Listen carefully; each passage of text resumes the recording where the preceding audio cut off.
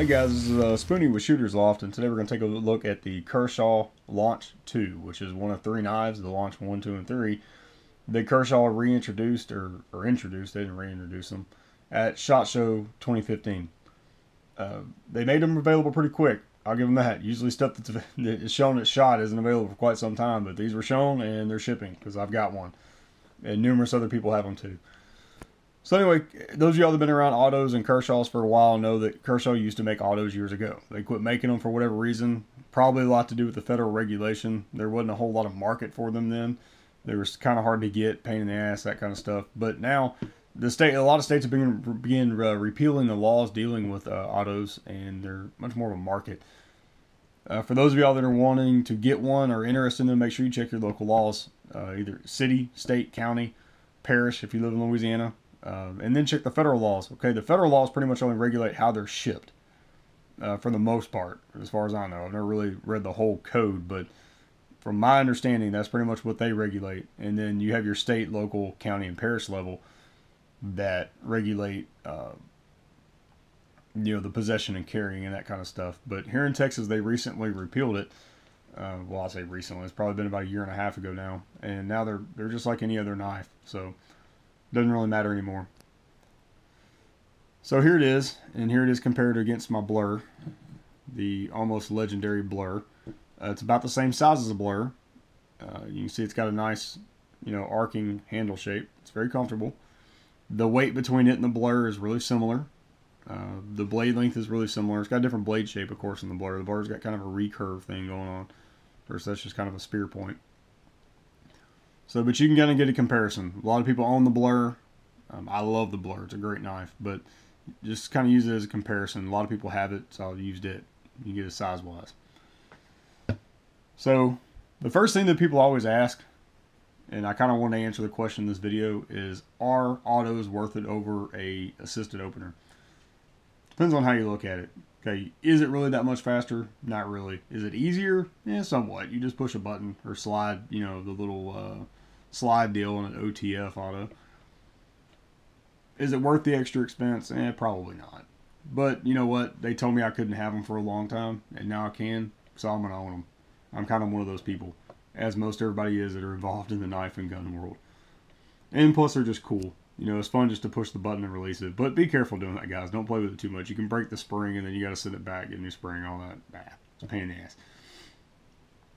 So anyway, let's actually talk about the Launch. Okay, the Launch is made in the USA. And real quickly, for those of you that don't know, Kershaw's rapidly becoming like a lot of other knife companies where they have various levels of quality. Kershaw's got some that are made in the US, some that are made in Japan, and some that are made in China, Taiwan, that area. Obviously, the US is going to be the top tier. Okay. The Launch is made in the US. They're not foreign made.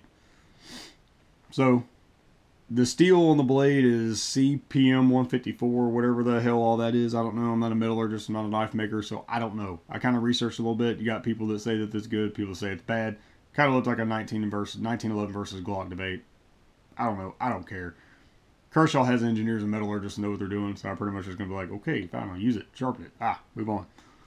I'm not going to sit there and debate the finer points of steel, because I don't know what the fuck I'm talking about. So, that's the blade. It's got a stonewash blade on this one. I think the 3 is blacked out, and the 1's got some other finish to it. I don't know. Excuse me. The handle's aluminum. It's got some nice, cool milling there. Looks all snazzy. Got some light, lightning cuts in the back up here. Some more machining there. Nice little American flag engraved on it. Some more markings on the blade. That's the steel marking. The model number saying it's made in the U.S. It's got a reversible pocket clip. Carry it over there on this side or on this side. And the lockup is nice and tight. There's no forward-back movement, no side-to-side. Locks up wonderfully. The only thing I will say is that some of you guys are maybe worried about it. The Kershaw did not put a safety on the Launch 1, 2, or 3. And that's a pretty common thing on switchblades and or autos.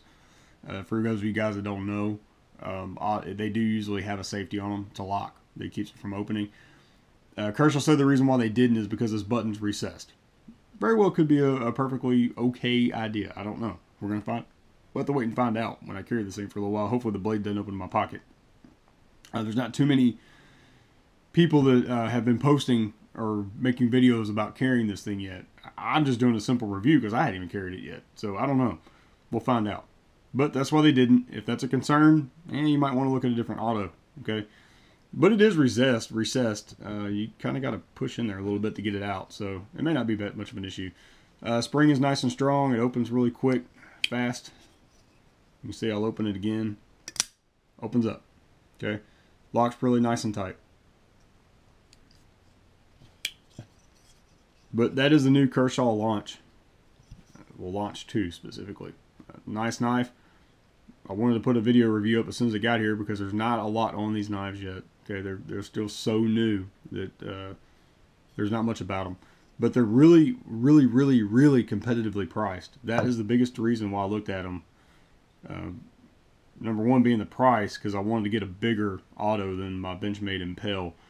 And number two, it's a Kershaw. I love Kershaw knives. I think they have a really good value for what you pay for them. This is no exception. The MSRP, if you look on Kershaw, of course, I think that one's $139, but I paid $92 shipped. So that gives you an idea. They're really economical if you want to get into the auto game, and you're getting a good knife. They do have cheaper autos, but they're trash, to be perfectly honest with you. But this is a nice USA-made auto.